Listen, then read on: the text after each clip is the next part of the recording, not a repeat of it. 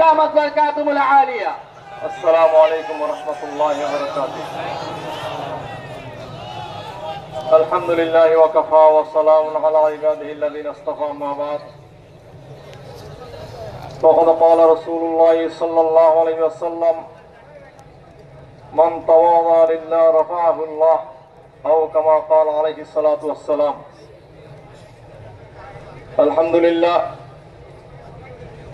আমি সর্বপ্রথম আল্লাহ পাকের দরবারে শুকরিয়া আদায় করতেছি। আল্লাহ পাক রব্বুল আলামিন আমার মতো একজন নগণ্য ব্যক্তিকে এতগুলি আল্লাহর ওলিদের মজমাতে এসে দাঁড়িয়ে দুই কলমা কথা বলার যে সুযোগ করে দিয়েছেন।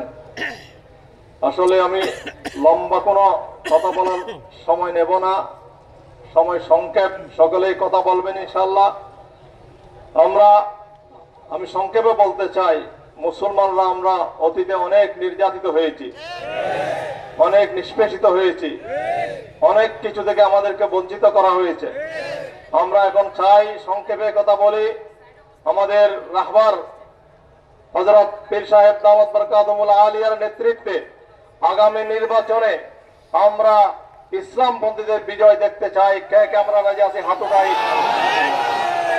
এই জন্য আমরা সকলেই প্রত্যেকটা ঘরে ঘরে আমরা কাজ শুরু করতে হবে। আমাদের একটাই কাজ, আমাদের পীর সাহেব দাওয়াত বরকাতুল আলিয়ার নেতৃত্বে আমরা যাতে প্রতিটা ঘরে ঘরে আমাদের দাওয়াত পৌঁছতে পারি এবং আগামী নির্বাচনে যাতে আমরা প্রত্যেকটা কেন্দ্রের মধ্যে আমাদের ভোটের যে বাক্স হবে সেই ভোটের বাক্সের মধ্যে আমরা বিজয়ী হতে পারি। এই জন্য আমাদের কাজ করতে হবে।